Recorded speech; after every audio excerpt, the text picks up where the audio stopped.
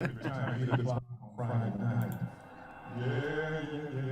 Last week was groovy, but this week is gonna ride on that groove train. It's gonna get into It's an awful lot of reverb, huh? Before we start, Yeah, I don't know why they did that. concert, I would like to remind everybody, please donate. Go to our theworldstage.org and make a donation.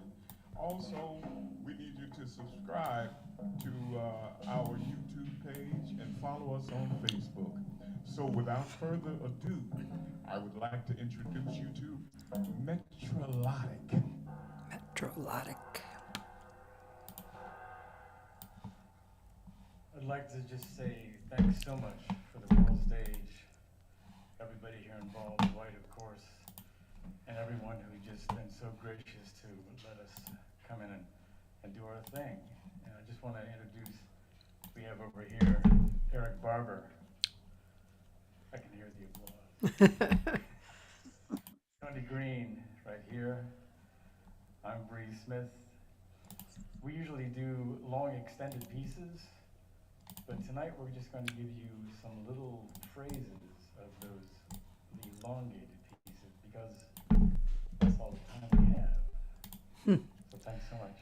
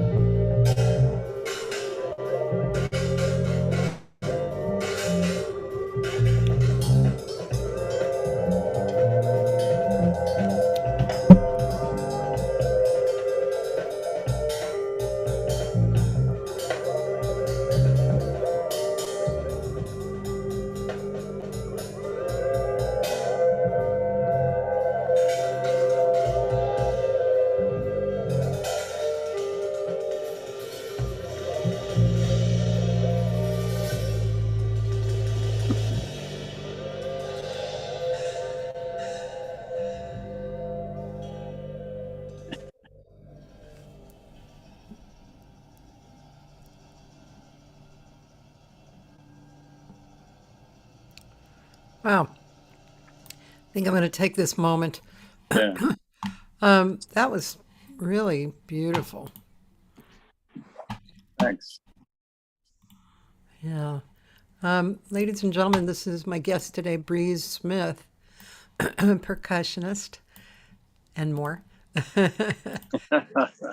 But for now, we'll just talk about that.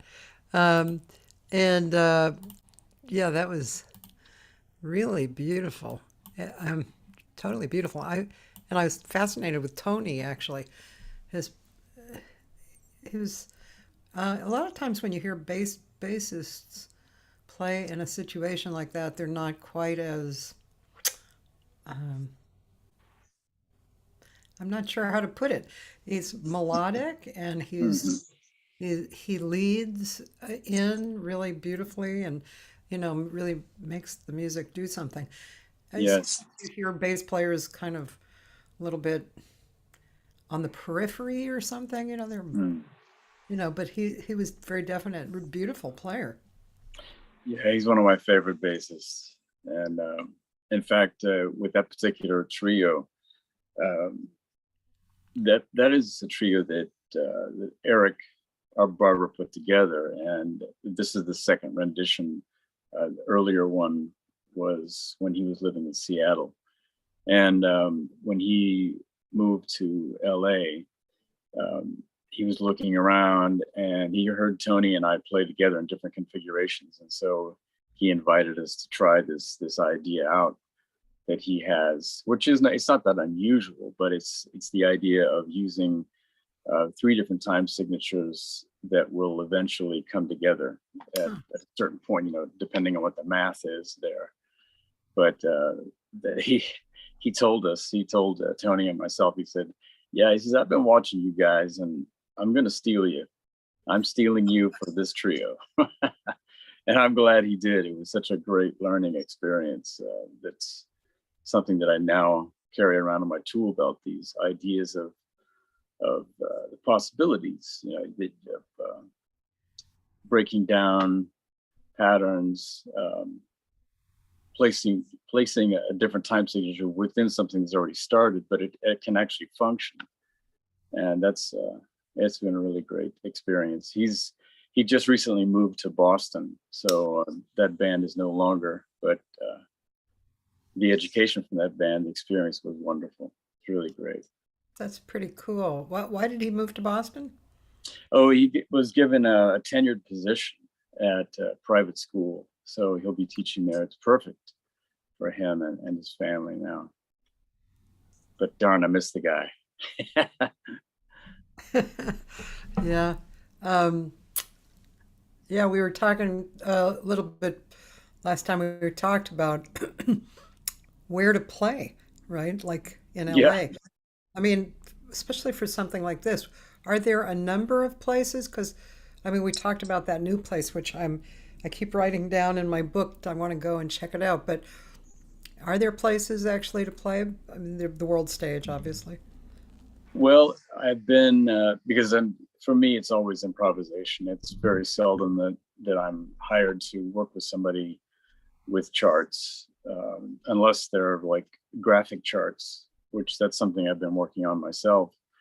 But Long Beach is where I've been playing more recently, and then this new venue called the Oracle on Spring Street Yeah. in near downtown LA. It's a Yeah. really nice spot. I'm definitely checking that out soon. Every time I hear music like this, I want to do it. You Yeah, could, you should. I really want to. I've kind of what I think I've kind of dabbled in it. I mean, being a jazz singer, I'm free, but not like this is a different thing. I mean, my singing group, Fish to Birds. Yeah, I love that group. That's a fun group to do. But I would like to do more of singing with people without, without a definite structure, you know. Hmm. Yeah, Uh, so, do you play with Ellen Burr? I have. I used to The play in. flautist. She had a collective at one point that was like, I think around 2008 or nine, and she had a collective that was all about improvisation, and we were doing a lot of different approaches to improvisation. Um, some that were similar to the John Zorn Cobra technique, you know that, I don't know the technique. No. and Butch Morris he has had rather his approach, which he called conduction. So with Cobra, there would be a conductor, but there are a lot of hand signals, and um, and then not only hand signals but also cards that are used. Or the conductor would pull up a card that Wow. would have something on there, and that's then oftentimes assigned to a particular instrument. Um, Yes. if someone in a group like that does something interesting, the conductor can look at that person and then point to everyone and say memory one. And so then the conductor could call that out, like to assign the same phrasing that musician did, and assign that to another instrument, which is just a lot of fun. And um, the one part of Cobra is that I loved, and I used to get in trouble for this, is it's called going gorilla. And going gorilla means because you're given certain things before the performance starts, and one of the things that you get is a headband, like and you have to hold it up in the air, like waiting for the okay from the conductor, and if it's okay, then yes. And I put the headband on. When I have the headband on, that means I can play whatever I want, whenever I want, until that conductor says, okay, off with your headband. But that was a lot of what Ellen was doing, some things like that too. It was fun. Interesting. It reminds me of Billy Mintz. Do you remember him? Oh yeah, of course. So there was a period a long time ago where he would open up this experience to as many bass players who would show up. And then he would give little pieces of paper out and like with a list of like one play really fast in B or that kind of just Hmm. instructions, and then then he would call out the numbers. and Nice. and it was very it was a really interesting thing. It was great. Yeah. Yeah. Brian Eno has a deck of cards that has different phrases on them, and that's the intent. Is you're given a card, you read the phrase, and then you play how you interpret that particular phrase. I like it. I like it a lot. It's really intriguing. Um, yeah, I really want to get into it this year. I'm gonna make it my New Year's resolution. Cool. Very cool. Yeah, You should. I'm definitely going to. Yeah. I played um, with Brad Dutz and Gary Fukushima, Yeah. Jeff Hmm. Richmond on guitar, and Chuck Manning on tenor. And that group was I mean, had a very distinct sound.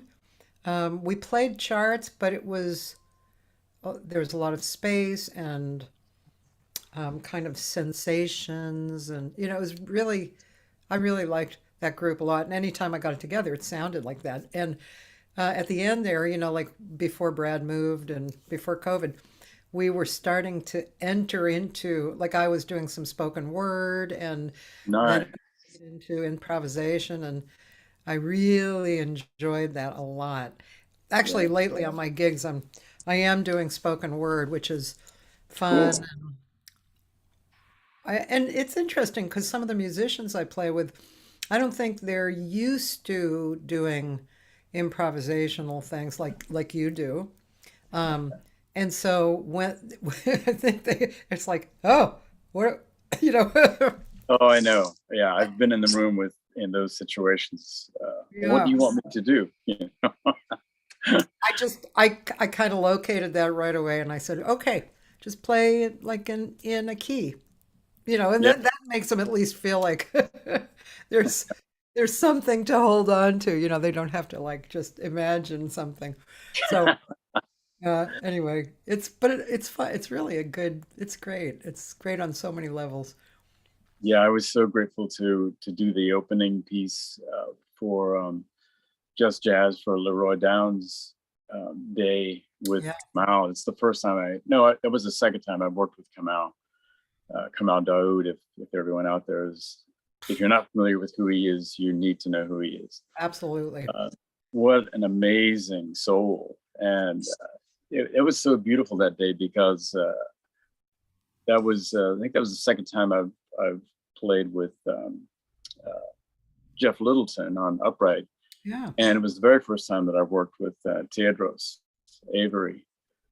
And Kamau took us off to the side and he said, okay, he said, I want this to be organic. And I don't want to say which one. One of the two, the other guys kept saying, well, would you want it in like a Coltrane kind of style?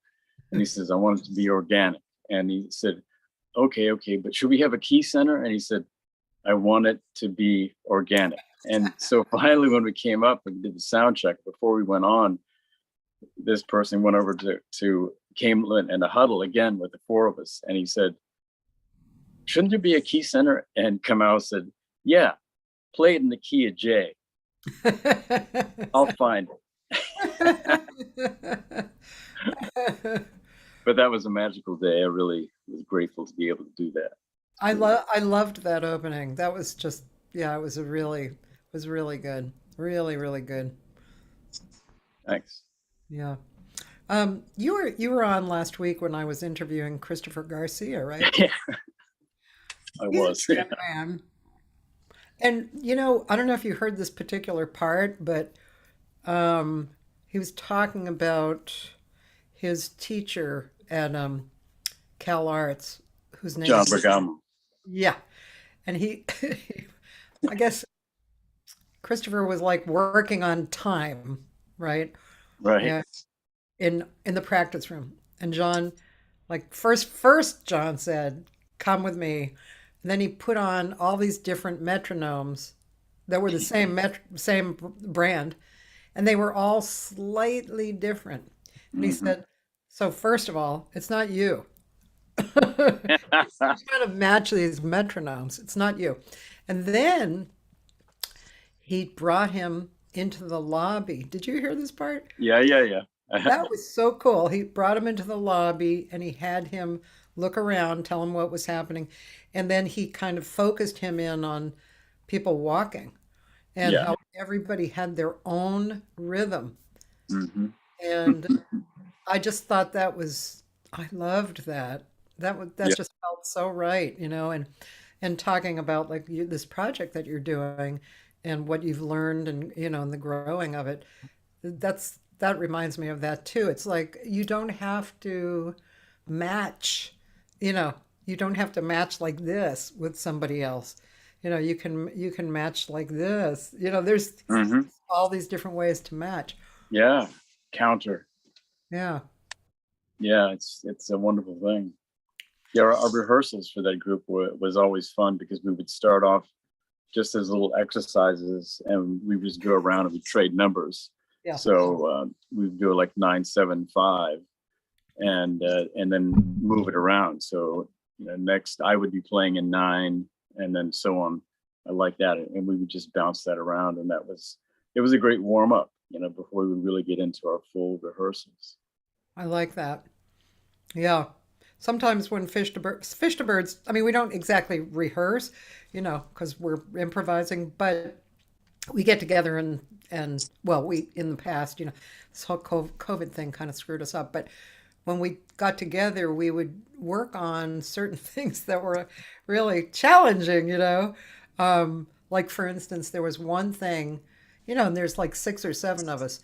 So one person would make a pattern leaving space but it was a pattern, and then the next person would have to sing in the space making a pattern and leaving space, and then the next person would go into that space and put patterns in. Nice. Yeah. Yeah, and it was challenging, especially for the last person. It was, but it was, it's the kind of thing that stretches your mind. It's great. Yeah. I remember I played a gig at Open Gate, and it was with that group. Yeah. I was playing, I think that was the duo that I did with Robert S. Hilton. But that was just so wonderful because that space, what, the Eagle Rock Center for the Arts, with that high ceiling and with your voices in there, oh my goodness, that was spectacular. That was a nice space, wasn't it? Yeah. Are they closed? Well, after COVID, they decided not to do the series with Will Salmon and Alex Klein, and so now they've been using. There's a beautiful church, craftsman style church in Pasadena that they've been using, which also has incredible acoustics in there. A lot of wood and still high ceilings, but it's wonderful space too. And then they've also been using, which Where is it there's a big party coming up in November. They're calling it a party that Open Gay is doing. I'm sorry, I missed that whole thing. Which part? I missed that whole thing. Oh, The whole thing? well, I said, are they doing the series again? And then I missed it because it was the Oh, internet was weird. okay. No, well, the series is no longer at that venue. Yes. So the series now is in this beautiful craftsman style church in Pasadena, Okay. which equally has incredible acoustics. Yeah. There's a high ceiling and a lot of wood inside the structure. It's beautiful. I performed the opening of the first time that Open Gate was in that location. It was great. So they're back doing it like once a month or It's not as consistent as it was. Fortunately, though, Will has been able to get a grant, so he is able to do a lot more. But it's not consistent like it was before, which was, I believe it was every first Sunday of the month. yeah. Yeah, but it's not like that now. Oh, good. I was always amused that they didn't really their PR wasn't really out there. It was too bad because more people should have known about that. Oh yeah, because when we would show up, if I was there to support someone else, it would be like, these are the same faces that I saw last month. Yeah, you want to see new people coming in, especially some of the younger folks Yeah, to yeah, experience that kind of improvisation. yeah. Well, yeah. Um, yeah. I mean, in a church especially, it's so nice to have that in a very relaxed way, and actually, of course, not needing large crowds to show up, but yeah, I mean, we need a lot of that right now, just for general general principle, and healing and stuff. Yeah, absolutely. Yeah. I want to ask you something, and I've talked to different people about this, but I'm curious what your take on it is. Do you think that do you have a knowledge or knowledge, understanding, a feeling about rhythm being necessary, to exist on the planet, or being especially good for healing or anything like that along those lines? Um, yes, I do. I do feel that that's necessary. It's part of the body, the electric parts of the body, the heartbeat, all of that, the breathing. It's, I mean, for me, it is for certain. It's a really wonderful thing. But I also, contrary to that, I used to do sound guided meditations, which was usually without a rhythm. It was more allowing the sounds to be the rhythm, which was not a consistent one. It wouldn't be one that you would, really feel that is anything like, well, like what we just heard. Much more open and allowing, and I think that is equally as important to have those kinds of sounds and allow those kinds of sounds to just kind of bathe the whole body, the whole soul. But I like both. I remember playing with a group that they were free improvisers. And, when I say free, I mean extremely free, usually without a lot of pulse. But if you're playing, if I'm playing a 50-minute or an hour-long gig, it's seldom that I would not play pulse at some point in the group. And I remember that's what actually broke the group up, was the last gig that we did. The leader of this group came to me and he said, "Now, I hope you don't plan on doing a lot of pulsing and getting things, rhythmically in a certain spot," because he said, "I'm just not there with that." And I said, "Well, my instrument is actually works around that. So I said, I can't guarantee it." And sure enough, that was the last gig we ever played together, because it's what I do. So I may not be answering your question specifically, but I think it's really important. It is great for the soul, I believe, in so many ways. It's grounding in a way, but yet at the same time as grounding, it's also uplifting. And I think that those two things together, that's what I always look for a bass player. Is a bass player that knows how to find that foundation, that grounding. But like Tony, he's able to just float all over the place. And that's why it just becomes total simpatico with the two of us working together. And that's what I always look for in a bass player. Well, one thing I noticed, which I noticed your dynamics together, so the dynamics existed and in a beautiful way. You would put something out there and grow with it, and then it would change, and it was beautiful. It was like a real dynamic change. And then it did something else. And gosh, people feel about dynamics so differently, don't they? Really do. Yes. Like some are so classless Yes. about dynamics, and then some are so beautiful. The other night I heard Milton Nascimiento's group. Oh, yeah. Even though it was a big group, I mean relatively big, they had dynamics, and it was rich, it was beautiful. And that's that, I think that really speaks.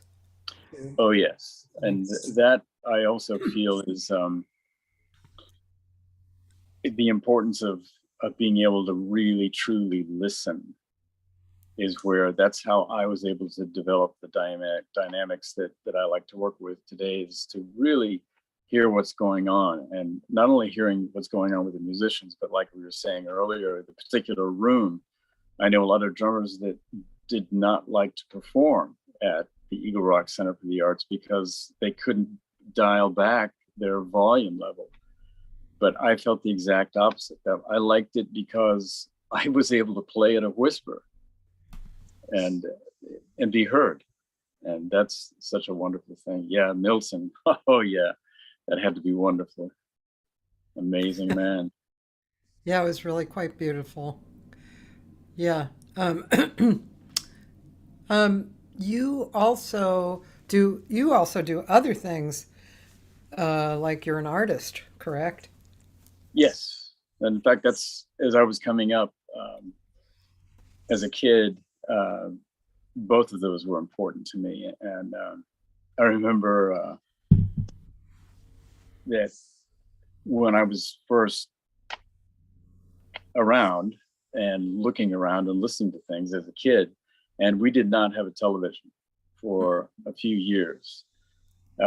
So maybe around 1950, when I was around, I'd say 4, and we had a television, and I'm from Columbus, Ohio. So we had a public broadcasting station, but you had to actually dial it in. You had to finesse the channel level to get it in nice and clear. And some of the first things that I saw, first one was Martha Graham, and to see what she did and how she worked with music, and her dynamic with her craft of dance and choreography was amazing. But then after that, it was John Cage and Merce Cunningham. Wait, And it's that, on TV? yeah, And wow, that's really kind of interesting, right? yeah, that's what hooked me with the combination of sound and visual arts, is like seeing the choreography. I mean, that was so visual, and then hearing these amazing sounds that Cage was creating. So then as I went on, it just became this dual thing for me. It was I had such a fascination of first drawing, and then of course music. And when things finally came together, which I would say was when I was like maybe 12 or 13, it was a fight for me. It was always like, well, what should I do? Should it be the visual arts or should it be music? And it's funny for me to look back on it now, but it took several years before it finally I realized, hey, they work together. And I think proof of that is this guy. Stephen Him. Wright, yep. Yeah, and he's going to be performing soon with Tom Teasley, percussionist. I know that name. Well, But they're going to be performing together. But my point is that when he talks about you live your life as an improviser, and I feel that's definitely true for me. yeah. Everything that I do, it's all about that. It's being in the moment and finding another way to do something that is fulfilling and enjoyable. So just another part of the creative process that I think is really important. It's important for me. I'll say this really briefly, but well, Ellen knows Nachmanovich too, and so do I. But we've been for about a year. We've been on Zoom every Monday afternoon, and you're invited if you're free. Oh yeah, that would be great. Yeah, it's great. And Steve he's a wonderful person, and we have a small group of people, 6 to 12 people, and it's interesting. It's a mix of people, some classical jazz people, and we talk about all kinds of stuff, music, but not sometimes not music. It's really a nice conversation. That's great. Yeah, let me know. But so what happened? That Sorry. book is amazing. Sorry. I was just saying that book changed my life. That book, that was a great book. Oh yeah, and I just received this one. The Art of Is. Yep. Only took him 25 years to write that one after replay. What I was going to say is the music was always just felt natural for me, which in some ways was to my detriment. I believe it wasn't until much later in my life that I became much more disciplined about music and technique. But with the artwork, thanks to 2 high school teachers, unbeknownst to me, they were keeping a portfolio of my work that I was doing as I was majoring in art in 12th grade. And near the end of the year, they came to me and they said, hey, we just want you to know that you received a scholarship for the Columbus College of Art and Design. And I said, how did that happen? He said, well, you didn't know it, but we were keeping a portfolio of your work and we submitted it, and they've accepted you for a scholarship for your first year. So that's when things really became serious in my artwork. And of course, you know, the years of being able to do all kinds of different types of sculpture and just everything, you know, the 3D, the 2D, all of it. And being able to be around people that were so dedicated to the visual arts. But then, of course, as it would turn out, many of those people were musicians as well. So, so we would have other things that we would do, and I was able to be around people from all over, from France, from Pakistan, from Puerto Rico. Just so I've been really fortunate that way in my life, which is what happened to me later on when I moved to Denmark, that I was there and playing music and visual arts was going on as well. But I had a chance to perform when I was there the same way, like when I was in art school, with musicians from Brazil and Portugal and Morocco, Cairo, from Istanbul. And so we're trading all kinds of ideas back and forth. And that section of my life was what opened me up to more hand percussion, because I was always opposed to that. I just didn't feel like I could find the right instruments or the right ways to use my hands with hand percussion. And after that, I was like, okay, I'm going for it. And that served me well, because then later when I moved to LA in 2000, and thanks to my wife, Cheryl Banks Smith, she has known so many musicians because she's a dancer, choreographer. And so I met David Ornette Sherry through her. And I worked mostly in percussion with him.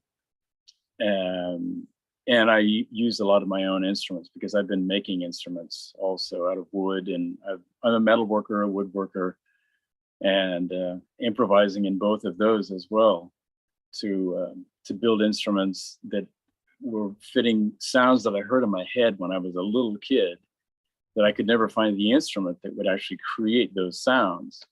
So now I've been able to do that. I have some instruments that will create sounds that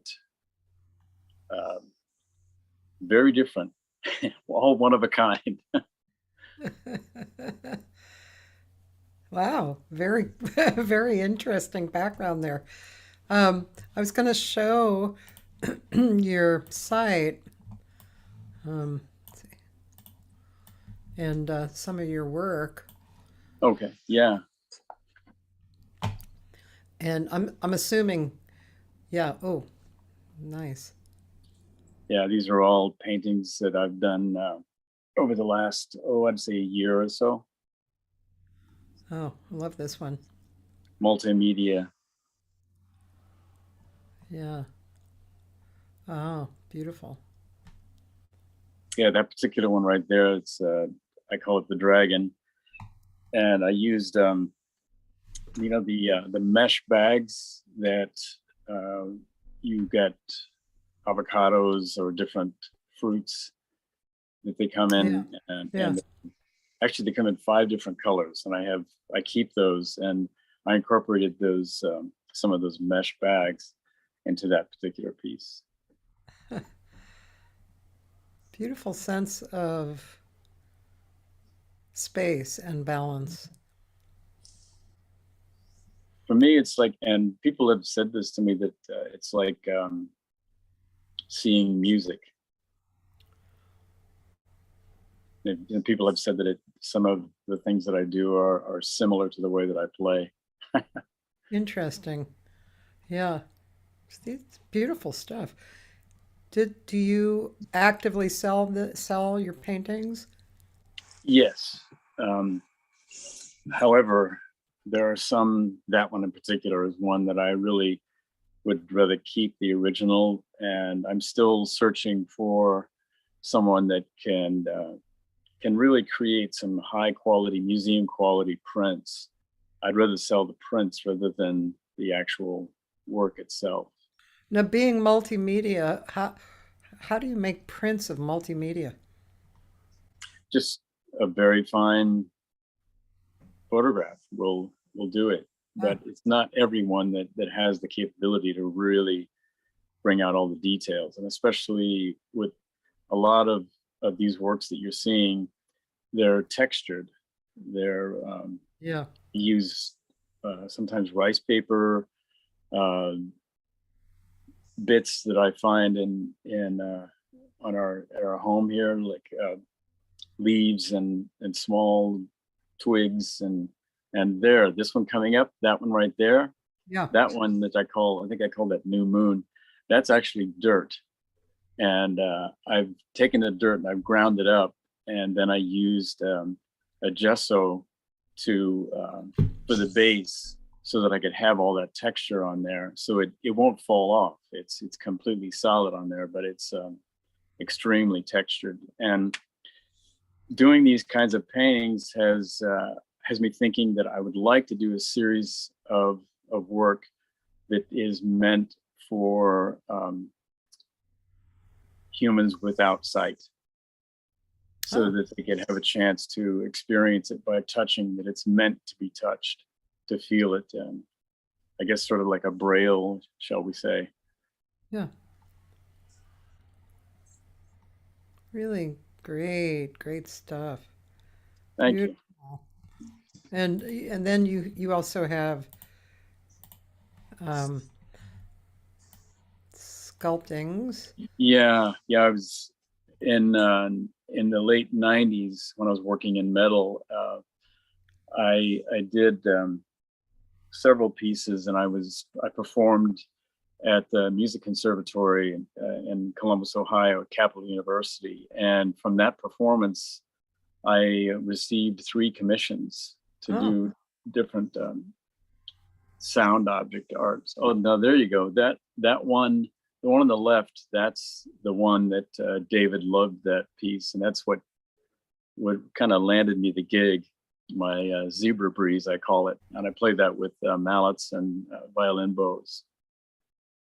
But the one at the top, if you go back to the top one, yeah, that one, that was the last commission that I had. I finished that one in I think it was 2019, and those pieces are that's all aluminum, and it's I think if you click on that, you can find the details on that one. And it has a lot of scribing that I did. Oh, there it is in snow. Yeah, it's in the high desert, so it's Andre Caparasso, a brilliant guitarist and composer. He commissioned me to do this. He and his wife wanted this piece at their home there, and there, yeah, you can see some of the details of the scribing and the ways that I've altered the surface. Beautiful. Wow. So then I mounted them in the earth, and title for that one is Earth Sails. Really beautiful stuff. Thank you. Let's see. Whoops. I wanted to see more. Come on there. Oh, it's kind of taking its time here. Oh, that one on the right, that's So these are ones that I've done the combinations of using stone and metal and cast bronze. is your intention with all of your sculpting to play them as well? Yes, it is, because it's possible. The one on the left there, that's one that I don't play. It's a little bit too delicate. The energy flow? Yeah. Yeah. These are And then the one that beautiful. one coming up right there, that was a commission piece Uh-huh. that I did. Again, a combination of the wood and the metal, and then there's a small stone heart on Oh, yeah, that I see one. it. Yes. Yeah, I found that in the backyard, and it's just a perfectly little tiny heart in green stone.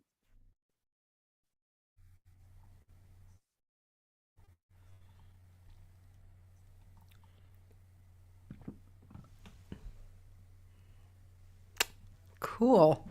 Okay, there's photo abstractions. Oh yeah, I've This been is doing this that. looks electronic. It's a very simple process. It's an old digital camera that I have, and I just by leaving the shutter open, and then I move. Especially if I have some music on, I will move with the music with the camera, and it captures things like this.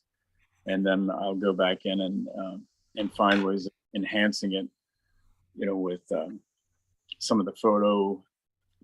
I can't think of what they are now, but just basic computer Yeah. method, increasing contrast and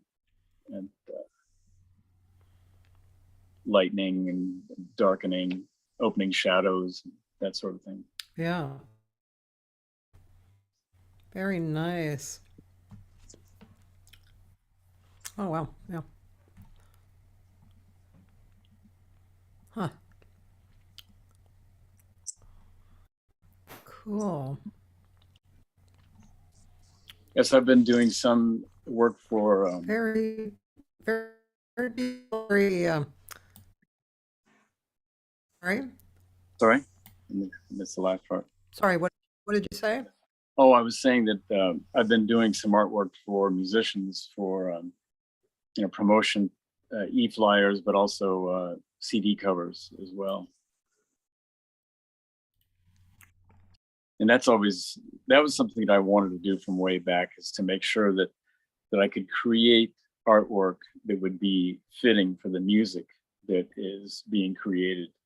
And I've been happily able to do that in some cases. So these are drawings of mine. Wow. Your drawing is really good too. Thank you. Artist They're food works. I like that. Yeah.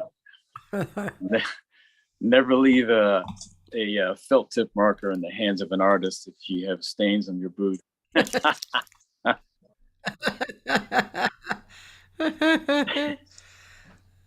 Oh, that's fantastic. Yeah, I did a Beautiful. series of the one on the left above there. That's something I did a series back in the 70s of cliffs, because I noticed that every time I would be somewhere on a coastline to see cliffs, I could always find faces, like profiles of faces. Which one are you speaking of? The one above that one that's on the left there, The floating notes, this? the one above the floating notes, Ah, that one. yeah, that's I did that one on rice paper, recycled rice paper, and it's just been intriguing to me to find art in nature like that. yeah. It reminds me a little bit of Japanese work as well. Yeah, I've been told that. Yeah. I like this. What's your baggage? Right. Yeah. But see, some people don't get that. You got it. Really lovely. I just love this stuff.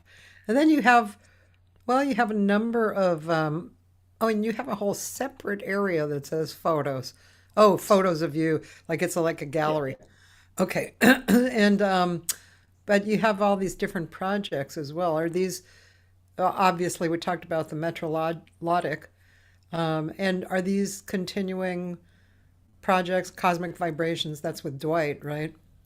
Yeah, Dwight, we just finished our recording with, of course, a new member because we lost Durf. So Yeah. we replaced Durf, instead of a percussionist, we replaced Durf with Pete Jacobson. He's a cellist, really wonderful cellist, and he's added a really interesting color to the group. And yeah, in fact, Dwight and I are going into the studio this weekend, coming up Oh, to start production and mixing for that project with the next Cosmic Vibrations recording. And here's Christopher Garcia with you. Oh yeah, he's still in the group. Yeah, I'd like to go hear a little bit of that. um, Well, we were supposed to play. Oh, you mean Aussie? Okay, yeah. Sorry, I misunderstood.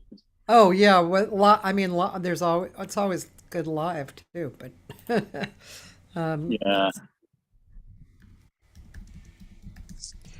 and Dwight Tribble, of course, is an amazing human. Any of these look Oh, interesting? yeah. The one, the second one down. Okay. I can recall which one that is. Oh, that's actually from our last recording Okay. from 2020.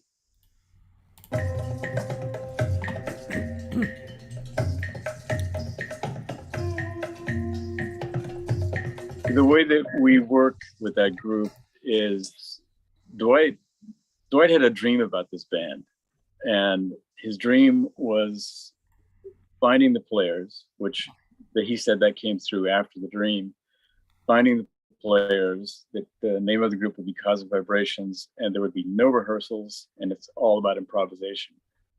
And so he contacted each of us, and 2017 was our first performance at the stage. And I was somewhat apprehensive in a way, like, I don't know, well, okay, but if I'm going to be performing, I just give, how that goes. You just give in and flow with it. But it was just amazing, the connection with all of us. And that's six individuals together improvising, and it was really great. And we just continued on from there and we did standing room only at the Blue Whale, and sell out at the world stage. UCLA, we played a beautiful concert there. What's Ruth Price's? The bakery. The Jazz Bakery, when she was doing it in alternative locations. Yeah. So it was amazing. And unfortunately, COVID hit us strong, and because the release of that album was September 24 in 2020, and we were supposed to be going on tour in Europe in November of that year, but that didn't happen.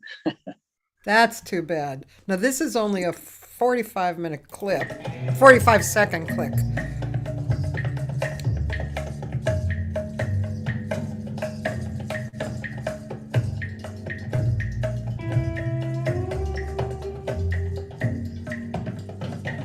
I wonder how long is it going to take for us to realize that we are all in this thing together. As I go, you go too.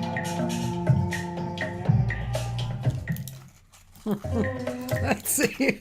Let me see if I can find another one too. Let's see. That was really psychedelic that you're on up there. Psychedelic, yeah. And Yeah. then there's the Mothership live at the Blue Whale. That was 10 years ago, though. That was before this particular group, right? Yeah. What about this Just Jazz? Were Oh you there? yeah. Yep. Okay, let's check that out. Stay strong, everybody. Stay strong, everybody. Don't lose your faith, everybody. Stay strong, everybody. Stay strong, everybody. Don't lose your faith, everybody.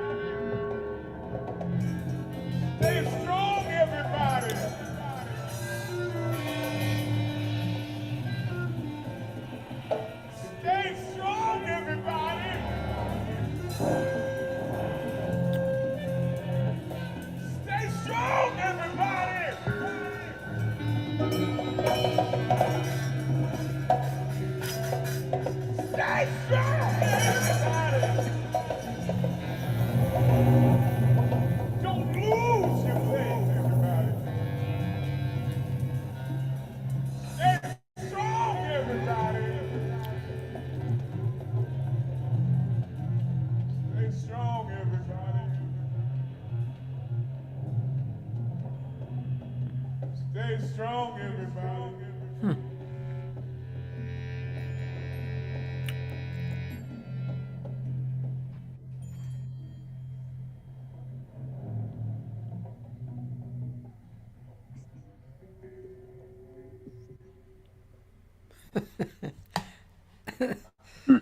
Always, always great to see Dwight.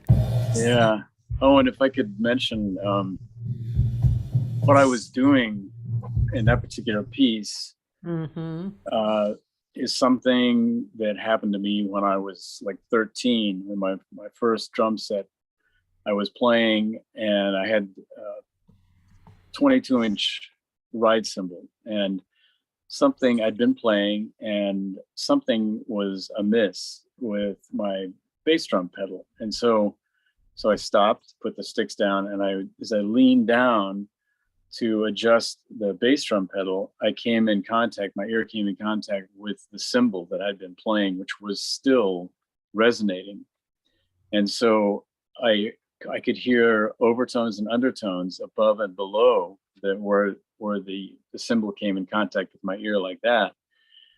And it's something that just absolutely blew my mind. And so later on, when I started getting into more of the electronics, I realized that I could capture and be able to express these overtones, undertones from all of the cymbals and gongs that I use, so that anyone in the audience could actually hear what is going on, that you might not even know it because if I strike one of those cymbals lightly with a mallet, it's still resonating like just beautifully. And so I use a small mic and I capture that, and then I loop that so that I can create these soundscapes.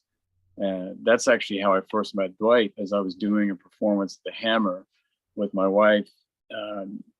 She was dancing and I was doing a lot of looping with different pieces of percussion, cymbals and gongs. And I didn't know Dwight was in the audience, but when the concert was over, he came up and he said, "I need to talk with you." And that's when he started discussing a project that we did together for 3 years, which was as a tribute to Oscar Brown Jr. And he sensed that those sounds would be a really fitting component. So I played percussion in that group, and that was one of the components of what we did, was to hear these different objects looping and just kind of swirling. And that's exactly what we do when we play with Cosmic Vibrations. Our opening piece is me doing the looping, capturing of gongs and cymbals to create this atmosphere for us then to go into. Yeah. Ooh, that's great. I want to play a little something, and quite frankly, I have to go to the ladies' room for a moment. So I'm going to play something, another thing, to bring us. Should I play something other than Dwight stuff, or I'm not sure what you have there. Do you have Trio 919? That was a really fascinating project to work on. It was a trio that we had Tony Green on bass, his wife Susan Costantini. No, sorry, she goes by another name now. S. Costantini Green, and Vinny Golia was our guest on that. We did 2 days of recording, and this was the project, which I did the artwork for that as well. should I use this one or Sure. this one? Yeah, that's fine. Yeah. Okay. And I'm listening, but I'll be right back. Okay.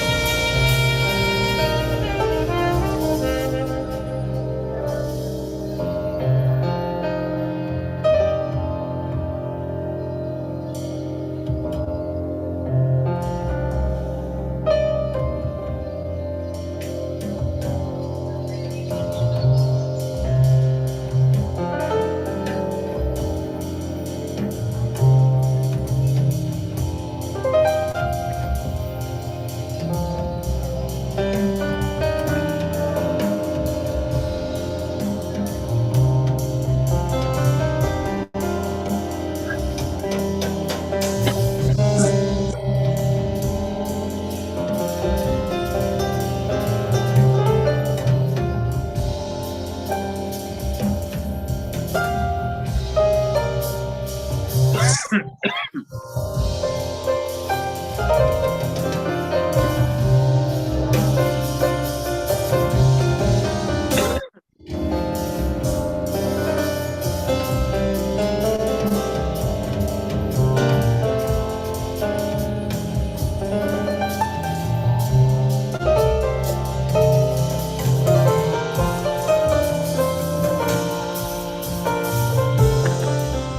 is really beautiful, and I didn't realize.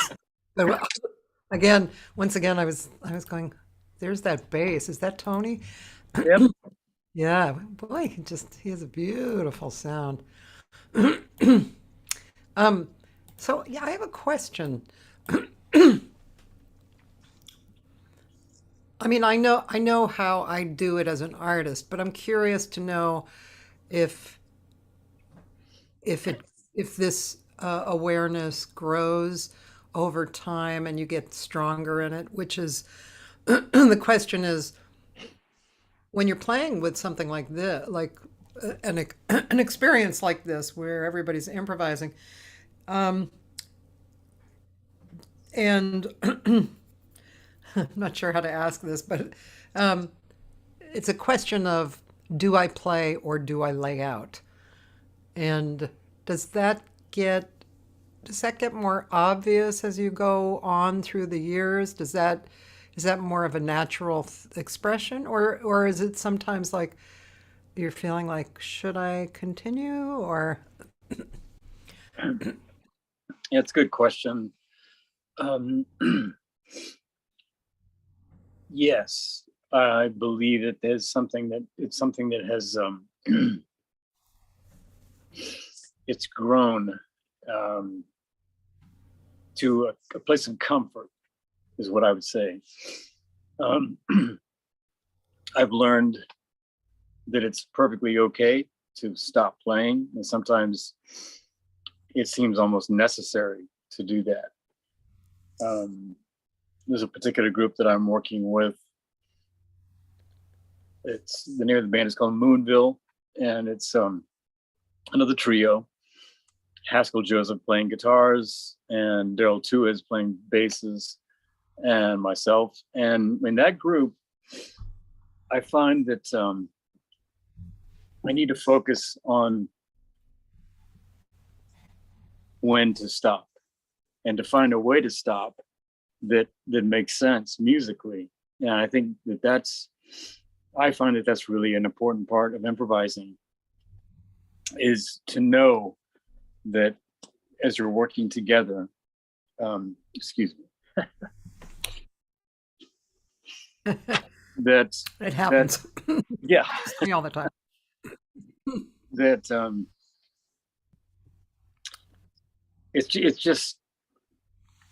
it's so important to be able to do that, to know how to change the dynamic level like you talked about earlier, but also to know that it's perfectly fine. Just lay yourself out. And sometimes that's how I will do it, is I'll just lower my dynamic to a point, and then I'll just come back to maybe doing something really soft and allow the other musicians to go on with that particular improvisation. I mean, listening to people like, I remember when I was first experiencing Nana Vasconcelos and how he was just so magical in that way. Sometimes he would just stop playing and use only his voice. And he was a great one for me to learn from. Yeah. In that way. Yeah, it's I feel it's a part of our skills that we have as musicians, that it took me a while to make that happen, because as I was coming up playing in various kinds of music, R&B and blues rock and things like that, it was just all, you knew what was going to happen. And that's what I love about improvisation, is you don't know. That's the beauty of it for me. Yeah. Is finding those lovely spaces to not play at all, or then when to like come in and accent what is going on around me, um, finding ways to embellish what's going on. Yeah. Is there, I would assume you don't, in your practice, you just delve into sounds and feelings and uh, um, kind of practice going down a road of improvisation. Just practice that so it actually gets um, easier to use in live performance. Would you say that? Yeah, when I'm practicing, I spend time on technique. Uh, Um, because I like playing all the myriad of possibilities that we have with drum set, with using your hands, um, using brushes. I love brushes and mallets, sticks, using various sticks. I learned this from, let's see, I can show you. See if I don't know if you can see the tip of this stick. yeah, Okay, normally this is the same stick that I use. This is the way the stick normally looks yeah, with that bead on there, and I don't break sticks.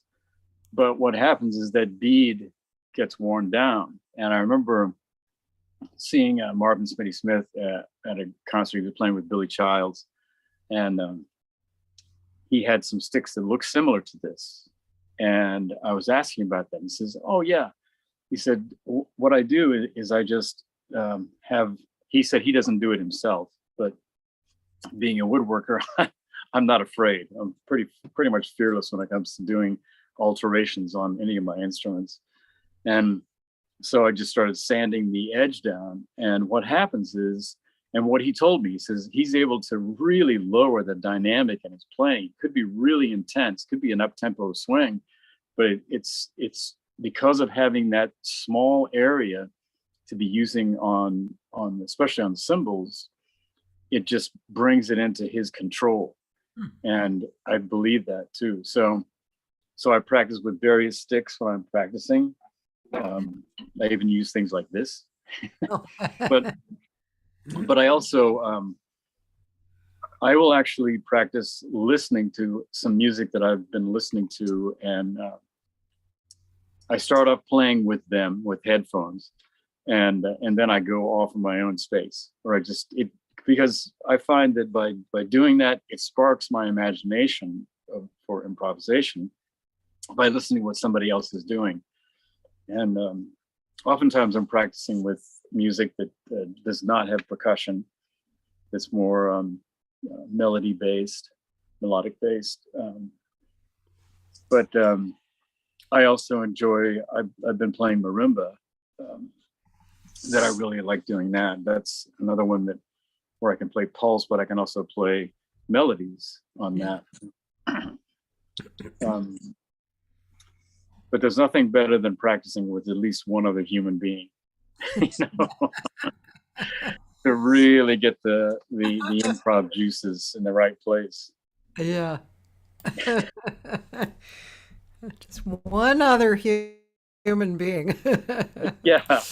Uh, I wanted to also show you something that Christopher Garcia sent me, and he was saying that I had Bob Moses on, who, of course, is in this world as well, and just Yeah. definitely one of my heroes. And he said that he actually was on this list that Bob Bob put up on his Facebook to say the percussionists that he enjoyed a lot, and Chris was in there, and um, yeah. So these are some people. Are you familiar with all these people? Oh, it's really difficult for me to see all of them. Okay. Well, there's Billy Elgart, James Mhm. Zitro, Tony Oxley, Oh yeah. Franklin Kiermaier, Francisco Mella, Sadhu Bav, Tony Falco, Peter Brun, Ahued Audra Menconi, Simon Barker, Peter Zeldman, Chris Cutler, Pedro Melo Alves, Vladimir Tarazov, Oh yeah. Thomas Prastegard, Tupac Mantilla, Christopher, it was mentioned, Makala Ostergaard Nielsen, Billy Drummond, Michael Lambert. Yeah. I'm familiar with some of those people. Yeah. Yeah. I'm glad you archive all of these because that's one I really wanted to see with Bob Moses. So I'll definitely be going and checking that out for sure. That was fun. He's really cool. That period of my life, I was in college, and I had grown up surrounded by music, but very standard type of stuff. My dad was a kind of a big band sax player guy, and my sisters sang, and so we grew up singing all the Great American Songbook, and Girl from Ipanema, and one of my sisters played piano, and so then I got into. I mean, I did my own thing in high school, but then I got into Berkeley, and um, you know, That's when my own choices started coming up. Yeah. And at that time, Weather Report and Bob Moses and Steps Ahead, that whole was kind of this modern stretching thing that was happening. Hmm. So I really fell in love with that from there. It's so good. Yeah. Yeah. That you mentioned Weather Report. That's one of the things that was so fascinating for me, especially I think that was the first recording with the one with uh, Miroslav Vitos. And what I read is that all the music that they had that was purely improvisations that they did the improvisations.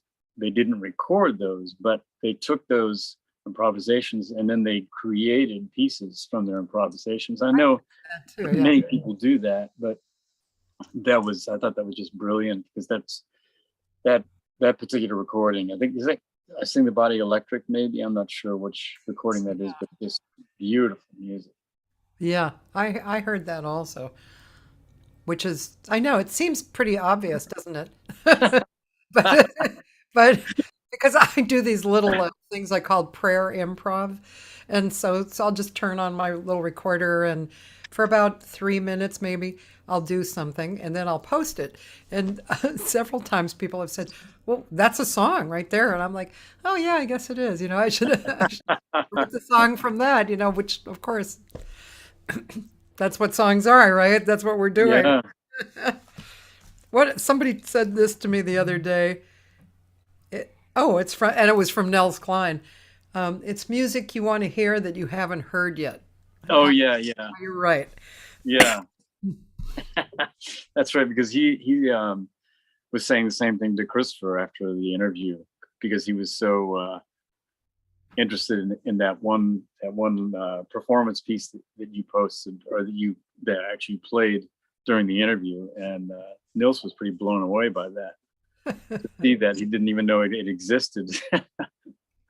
That was a nice piece. Oh, it was beautiful. Yeah. That was very nice. I saw Nils at the what is that place called? Um, well, I forget the name of the place, but I saw him perform with another guitar player. Gosh, it was so long ago. I can't even remember. Just the Jim two. McCulley. I don't know.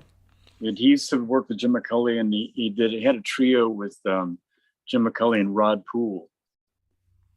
That was a very interesting trio. It might have been. It was just the two guitars. Mm. Um, Was it and microtonal? it was really, I don't know, but It was great. And kind of an unusual place to see them too. Down on La Brea, um, Hmm.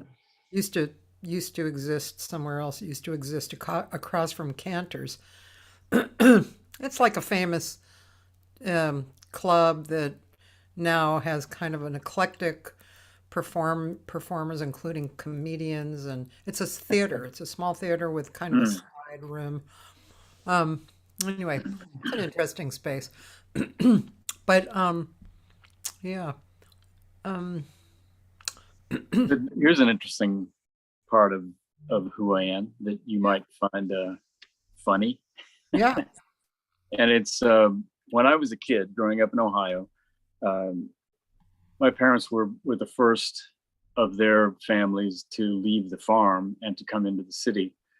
So we lived in this small house, and the winds in Ohio they're just fierce. I mean, they can be, because it's so flat, you know. yeah, So hearing the sound of the wind as a tiny kid, it used to frighten me. yeah. And I would go to bed and pull the covers over my head, like, oh, I don't want it. This is scary. And what I realized many years later is that what I did finally is that I faced my fear Yeah. by teaching myself how to do this. We'll see if it comes through on the microphone.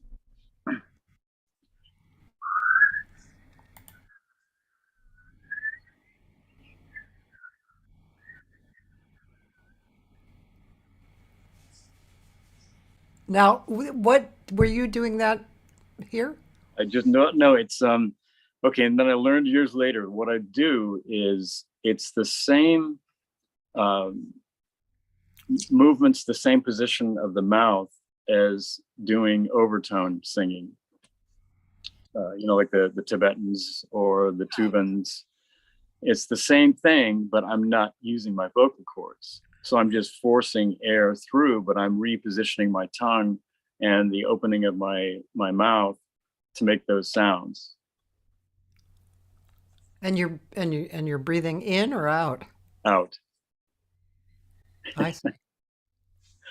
And of course, I used to get myself in trouble with that when I was a kid. I would do that during school, and um, I would especially do it when we were supposed to be reading, and I would just be reading my book, and I'm making that sound, and the teacher would go to the windows and like started closing the windows, and so when she would do that, I would stop, and then she'd go back to her desk, and I started doing it again. So she'd go back to the windows and went to the door, and so finally she just stopped the class and she said, "Okay, someone in here is making that sound. Who's doing that?"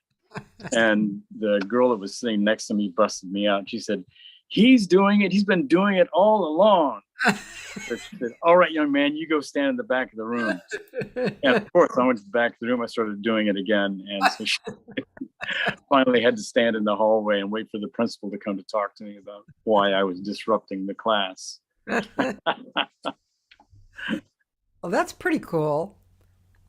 Yeah, and that's how I gave myself this name, because I've had identity theft about, let's see, now it's a total of 10 times since 2000, and it's because my real name there are hundreds of me, and so I applied for a job in the .com days for an organization out of Brazil that they were they had all kinds of musical instruments on their website, but they wanted somebody to come in. So I was a musical instrument authenticator. So when the instruments would come in, they would send me samples, and I would say, okay, yeah, this is definitely a real instrument, beat and bows and all kinds of different things from all over the world, from India and Thailand, Bali, all over Africa. Yeah. And when I started the job, they told me, said, okay, but you can't use your real name. I said, oh, that's easy. I know what name that would be. And still haven't changed my name legally, but I'm this close to doing that. So What is and your original name? I'll never tell you. 10 times. That's an awful lot. Yeah, yeah. The worst one was this is totally music and arts real unrelated, but I was in the DMV, and I knew something was up, and they said, we need to talk to you. You need to sit over here.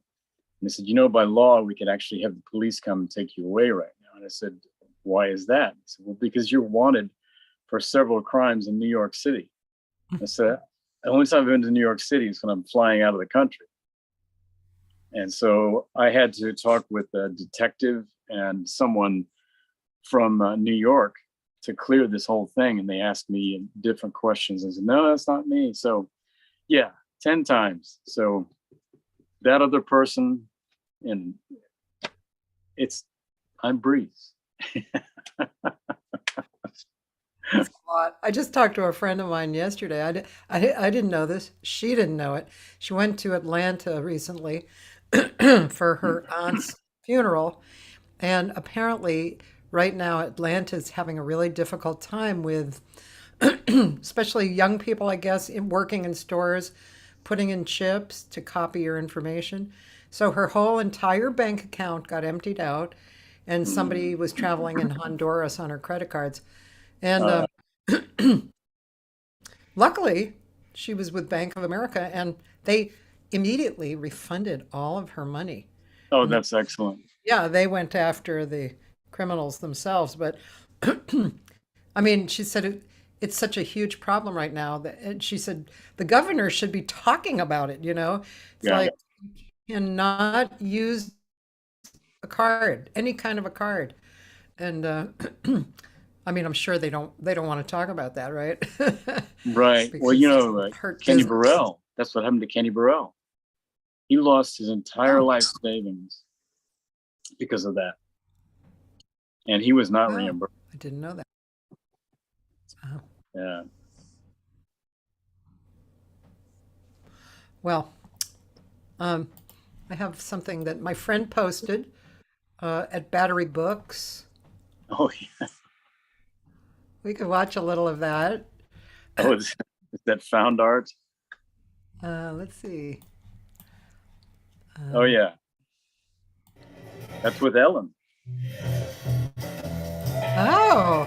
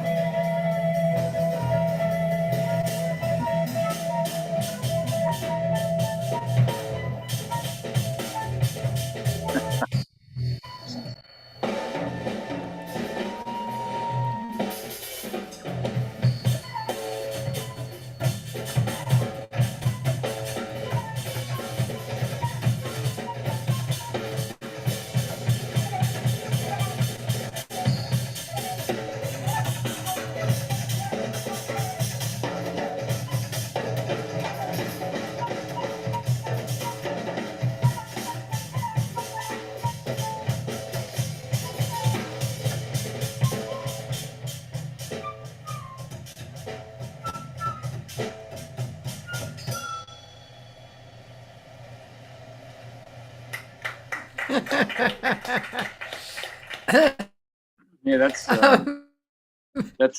Ellen, of course, and Tony Green on bass, and that's my brother on guitar.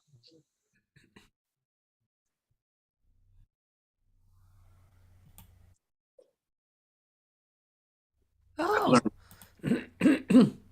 cool.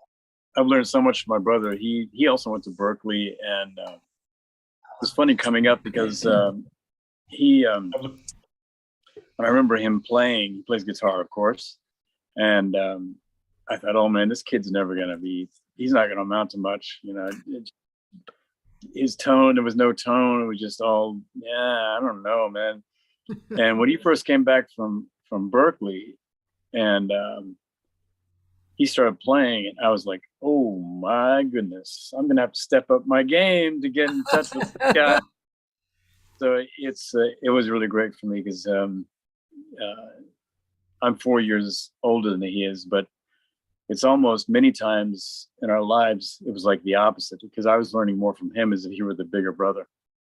But it's great. It was so wonderful. So we've done a lot of recordings together, and I've done a lot of playing together too.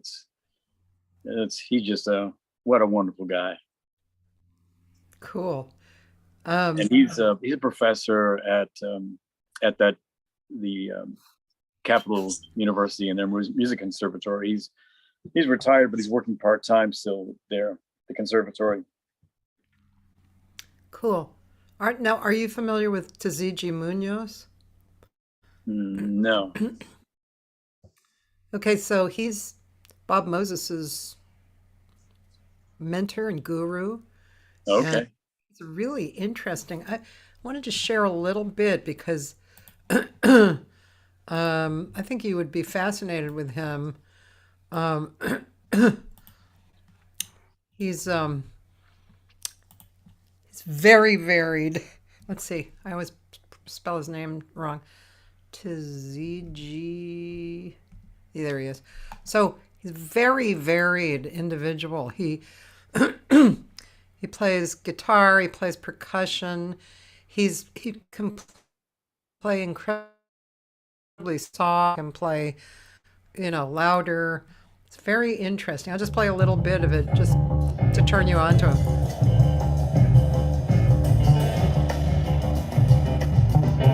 Visiting this planet. Here we are, just visiting this planet. Don't believe me, but you're just visiting this planet for a little while. Universe. The heart is the universe. The universe is the heart. Do it again.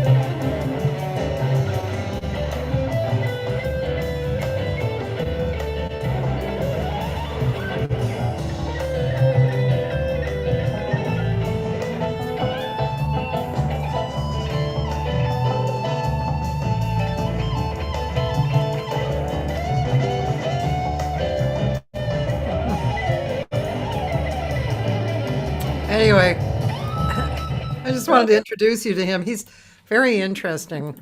And like I said, he can be really beautiful, soft. He can be lots of different things, and he's a percussionist as well. Nice. That's cool. Yeah. And it's what he was saying. It reminds me of things that, like you were asking earlier about the effect of things that we're doing in our lives and how it affects our creativity, and especially with dynamics and music. And I really feel that it's because of the spiritual path that I've been on since I was like maybe 17, which was not necessarily spiritual on this, but the first thing that got me started with focusing on the mind and meditation was I was studying a book on astral projection with a friend of mine, and I was actually successful. I did it a couple of times, and that led me to then reading about Zen Buddhism, and it seemed to me like each step that I went into, that it would affect my creativity, it would affect my mind in a way that would slow things down, so that I was able to actually achieve what was in my imagination. So I went from Zen Buddhism, and then I went into transcendental meditation. Did that for a number of years, and then I started finding that there were other types of meditation. I studied a Korean style of meditation that was part of martial arts that I was doing at one point, and each step that I would go into would just take me a little bit deeper. But it was funny because for me, the deeper I went, the lighter I felt, and the lighter I felt as a creative artist. And as I was saying, as a living improviser, as improvising my life. Then after those, I went into Eckankar. I don't know if you're familiar with Eckankar. No, but that sounds familiar to me. It's a form that is it's ancient. I mean, it's an ancient form that's connected to Tibet, and they literally live their entire day in, day out. They're constantly journaling. They do something that's called contemplation rather than meditation, and they do dream journaling. And they believe in these other dimensions that you can actually travel to within your meditation or your contemplation. And I left that particular practice, and now what I do is a combination of all those, which has been so meaningful for me, because I'm not labeling myself as any of those individually, but as who I am as soul on the planet. And so my meditations are ones that I'm able to improvise, and I can do them almost anywhere, which is beautiful for me, that I can have that possibility to just kind of leave and then come back with something that is more meaningful to me and that I can use in whatever I'm doing in terms of creativity. So it reminded me when he was saying that, the heart and the planet, and I mean, it's like, my wife she toured with Sun Ra for 10 years. Wow. And so she has a lot of stories, of course, about the depth of Sun Ra holding court and talking about his concepts of life too. And Wow. she was fully immersed in that from the mid 70s up until just the early 80s. And she went on from there. That's fascinating. Yeah. She went on from there to work with Diane McIntyre, who I had a chance to work with. Diane McIntyre is a really wonderful choreographer and dancer. And she had a dance group called Sounds in Motion. And they worked with Max Roach. And they went on to work with Cecil Taylor. Cecil Taylor is actually my wife's distant cousin. So there's interesting stories about Cecil and the family, which was that was fun for me to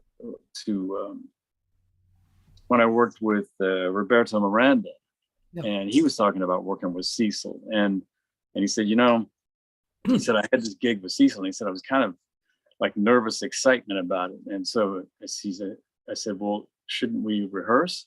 And he says, no. He said, just have your bass over here on my left hand. He said, you can see where I'm going. You'll be fine. And of course, as soon as they started playing, Cecil leans over and he covers all the bass strings. So that Roberto was like, what am I? That was the really great thing about working with David Arnacheri, is that I had a chance to work with some of the most amazing musicians, with Roberto and with Justo Amadio. I just missed working with Phil Rattle, and he was with David for a long time, but Fritz Wise, because I was playing percussion, so there's always somebody on drum set. Don Littleton and Daryl Moore, JMD, was in that a lot of those groups too, and it was great. Just wonderful people to work with and hear stories. That's one thing that I love about working with musicians in that caliber is like with Cosmic Vibrations, I had just as much fun in the green room hearing all the stories from everybody. I mean, those cats, they had stories just with unbelievable. I mean, most of them were hilarious, but some of them were just like, wow, man, how did, like some of the stories that John B would talk about when he was playing with Horace Silver and how rough it was being on the road. You get one suit and that suit has to be clean every night. And this is how much money you get per week. And so like guys were like, oh man, and some of the stories that Durf had when we worked with Eddie Harris, just priceless stories. And of course, Christopher, and Pablo, Pablo worked with Tito Puente and had great stories about some of the New York days. Pablo, when he was a kid, living in New York, and his, I think it was his grandmother, asked him to go down to the bar to get her a flask of whiskey. And in those days, it was okay. He could do that. So he went into the bar, and he's waiting to get this whiskey for his grandmother, and in walks Miles. And he said it was summer. It was like, mid 80s. And he walks in like leather pants, leather jacket. He's just, he's Miles. And he said he got up to where Pablo was, and Pablo looked at him and he goes, he says, and Miles said, not today, son. But the green room stories are just so lovely. I like that as much as I do the performing aspect of it. You probably had things like that as well, I'm sure. Well, I know I do, but talking talking on this format, sometimes I hear stories and I just cannot believe it. Like Tommy Campbell was a recent drummer, right, that I interviewed, and he could remember and tell the stories that you were right, like, oh my God. He went to Brazil with some big names. Like he said, I don't even know how I was there because he was young. They got there, and the promoters had them do the one gig, and then they left with the money. So these guys were just in Brazil with no tickets home, no money, no gigs. And these were big names too. They were, he was the smallest name, but things like that. I mean, I guess I do have, and I do have some stories, but you just, I don't know, you don't think about them because you're always in the moment, apparently, Well, yeah, and like with Cosmic Vibrations, I mean, I was just the guy. I didn't have, my stories don't even come close to the stories those guys had. And I remember when we were playing at Just Jazz, and we were waiting to go on, and I was standing with Durf, and I said, man, you guys, you have all this history and you've got all this richness behind you. And I said, and then you got me. And he says, oh yeah, but he says, you're our FL. And I said, FL, what's that? You are a fearless leader, man. Okay.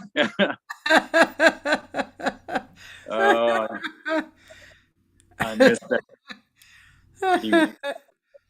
He was a treasure. He was quite a treasure.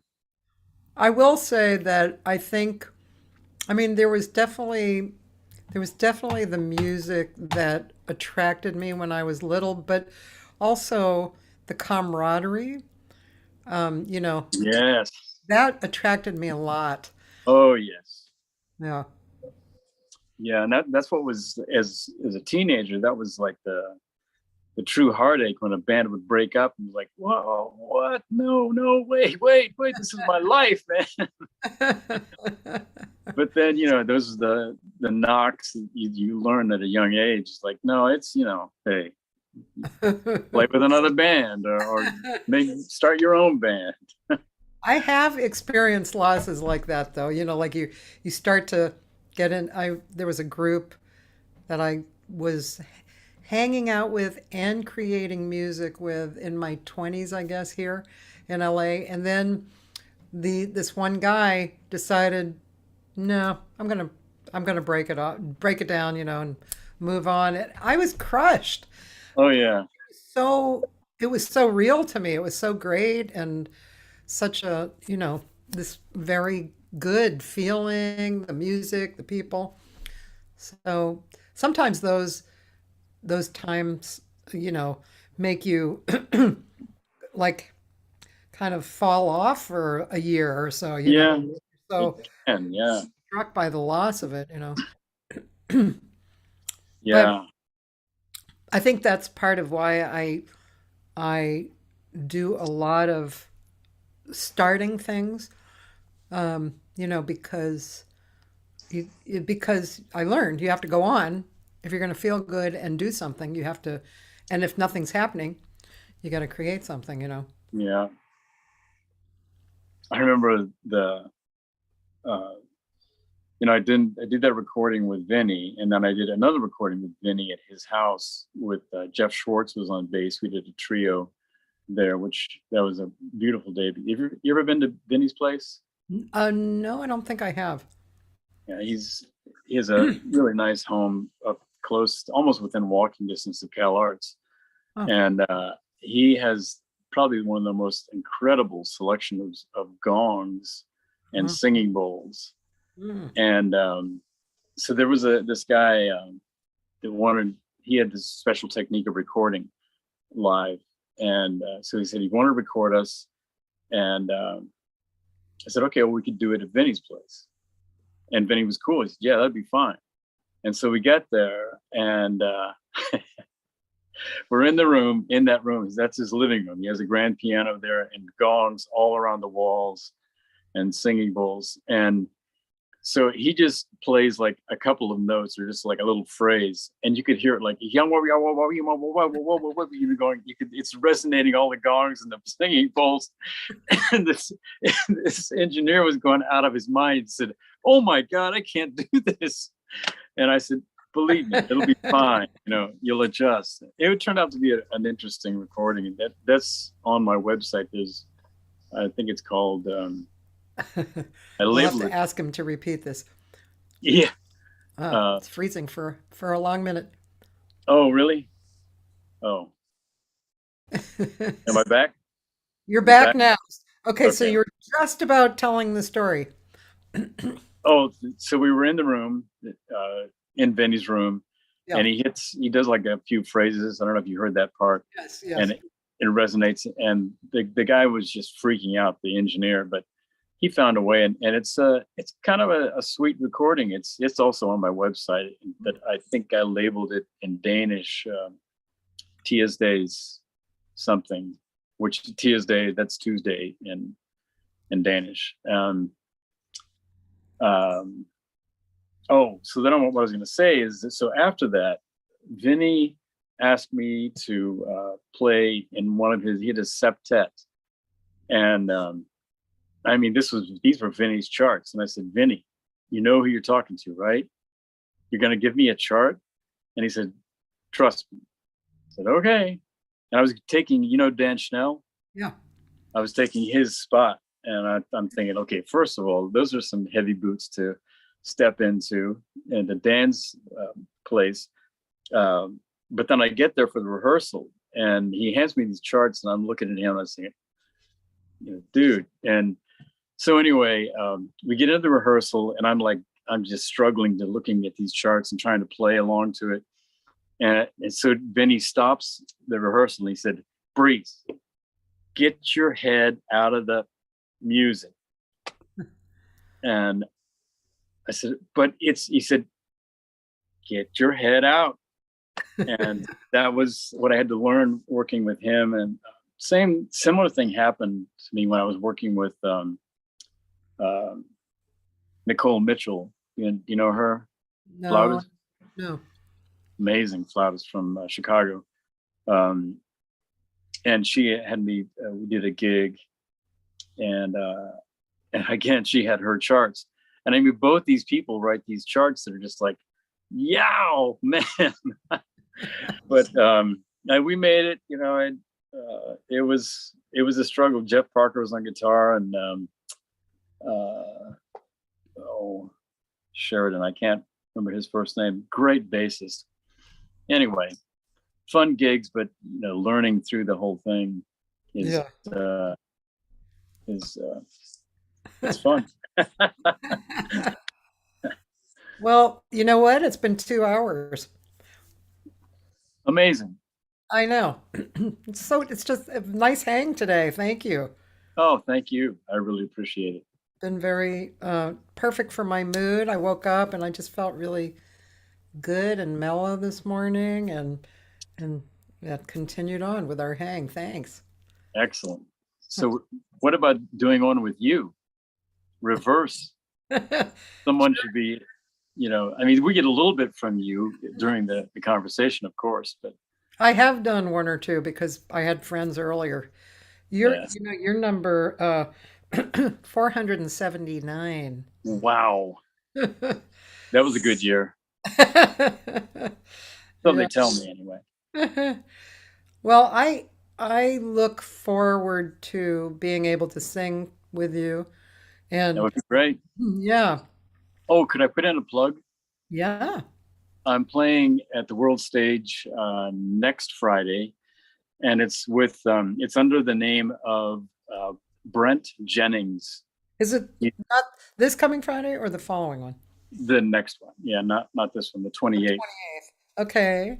and it will be with Brent Jennings is an actor, and he's been writing screenplays and writing actually theater plays, and he's doing some of the writings of a piece that he's done about autism, and he wanted a group to play. So the lineup is really mind blowing for me. I'm playing, and Dwight will be with us. John Beasley is playing on piano, and Eric Rebus on upright bass. Eric is an amazing composer and bassist. Oh, and Pablo Caligaro is going to be with us too. Oh, wow. So That's really great. tune in to the Wonderful. World Stage, please. Um, and Douglas Eisenstarks, he said, great to learn more about you after seeing you play around town. Oh yeah, he's a great guy, wonderful person. Cool. Well, thank you so much. And yeah, I look forward to growing into your area. Oh, it'd I'm be great. going to. Excellent. Yeah, Yeah. cool. Get Thank some. you. Have you do spoken word with effects on your on the mic? Yeah, Have you experimented with that? few years back I got a looper. I was kind of inspired by Jay Clayton, but Oh, yeah. I didn't get into it enough, So it's sitting here, so I haven't I really that's really like not a close thing for me to, you know, it's not just sitting here. So I have to get into that, but I would like to I would like to do that. Um, yeah. Come over here. I have So all kinds maybe you of can. effects. Okay. Sounds good. I will. Invitation You is know, open. thank you. Vinny's room sounds a little like Dutes's living room. You Yeah, must, right. Yeah, yeah, yeah. Even more so because the gongs were huge. Some of them are like 30 inch. Yeah. oh man. All right. This is to be continued, okay? Okay. All right. Thanks. Thanks so much. Have a Appreciate it. Have a great day, and thank you so much, everybody. Just for my live guests this week is tomorrow is Frederick Loiseau. Loiseau. It's hard for me to pronounce these French names. He's a really beautiful guitarist living in Paris. And Wednesday, um, somebody completely different is Wayne Bergeron, the great trumpet player who has done studio and performance forever. He's usually like one of the top guys that people call. And so he's been in LA for a long time, so I know him. But those are my live guests this week, Cool. starting off with Reese Smith. I love it. All right. Take good care. Thank you, Breeze. Thank you. Bye.